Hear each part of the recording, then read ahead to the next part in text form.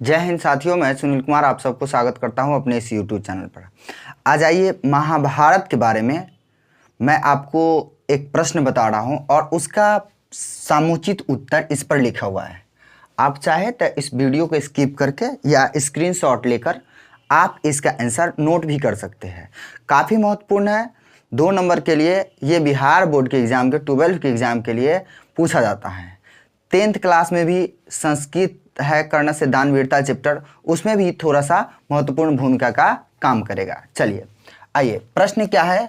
महाभारत कैसा ग्रंथ है अथवा महाभारत का विकास कैसे हुआ? 2 प्रश्न हैं, महाभारत कैसा ग्रंथ है और महाभारत का विकास कैसे हुआ। कहने का मतलब है बच्चों कि ये महाभारत जो है इसका विकास कैसे हुआ। महाभारत बहुत मोटा ग्रंथ है, महाभारत का विकास आखिर कैसे हुआ।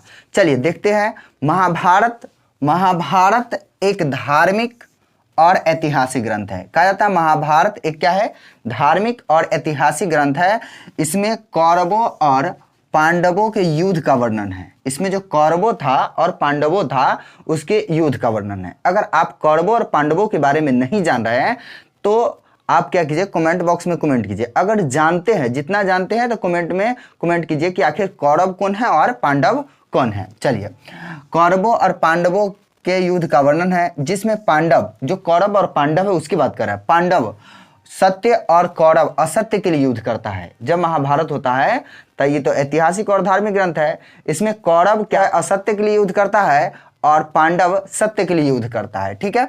इसके रचनाकार महर्षि श्री कृष्ण द्वैपायन वेद व्यास जी है। देखिए, वेद व्यास जी कहा जाता है लेकिन इनका पूरा नाम महर्षि श्री कृष्ण द्वैपायन वेद व्यास जी है। ठीक है। चलिए, अच्छा, इसका नाम वेद व्यास जी को महर्षि श्री कृष्ण द्वैपायन वेद व्यास जी क्यों कहा जाता है आप जरूर कमेंट कीजिए। ठीक है। चलिए, इसमें श्लोकों की कुल संख्या 1,0217 है। अंक में भी लिखा है 1,0217 है। चलिए, उसके बाद कहता है इसका विकास श्लोक के आधार पर, श्लोक जो है उसके आधार पर 3 श्रेणी में हुआ है। इस महाभारत का जो विकास है श्लोक के आधार पर देखा जाए तो कितने श्रेणी में हुआ बच्चों? 3 श्रेणी में हुआ। ठीक है, 3 श्रेणी में हुआ है। 3 श्रेणी में क्या है? जैसे जय संहिता, कहीं कहीं यव संहिता भी मिलता है। ठीक है, यव संहिता मिलता है। इसमें श्लोकों की संख्या कितनी थी? 8800। जब यव संहिता या जय संहिता कहते हैं तो इसमें श्लोकों की संख्या क्या है? 8800। जब भारतम या भारत पड़ा नाम इसका तब श्लोकों की संख्या कितनी थी? 24,000। और जब महाभारत इसका नाम पड़ा तब श्लोकों की संख्या 1 लाख से अधिक, या एग्जैक्ट कहे पूरा कहे इसमें कितना श्लोक है तो 1,0217 श्लोक है। ठीक है।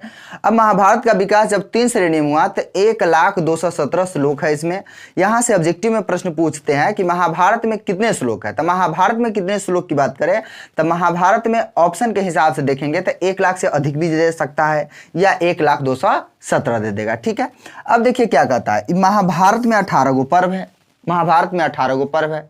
पर्व जैसे रामायण में हम कह सकते हैं कांड है, उसी प्रकार से महाभारत में पर्व है। लेकिन रामायण में 7 कांड है और इसमें क्या है कि 18 पर्व है। 1948 अध्याय है। ठीक है, और 1,0217 श्लोक है। अतः यह बहुत बड़ा विशाल ग्रंथ है, इसीलिए सत सहस्त्र संहिता भी कहा जाता है। सत सहस्त्र संहिता भी कहा जाता है। एक प्रश्न यह भी बन सकता है कि महाभारत को सत सहस्त्र संहिता क्यों कहा जाता है? क्योंकि इसमें 18 पर्व और 1948 अध्याय और 1,0217 श्लोक है। इतनी बड़ी ग्रंथ है, इसीलिए इसको सत सहस्त्र संहिता भी कहा जाता है। चलिए, आपको अगर ये वीडियो अच्छा लगता है तो अपने दोस्तों में शेयर कीजिए। अगर आपको लगता है कि मेरा पढ़ाई बहुत अच्छा लगता है तो कृपया करके मेरे चैनल को सब्सक्राइब कर दें। धन्यवाद।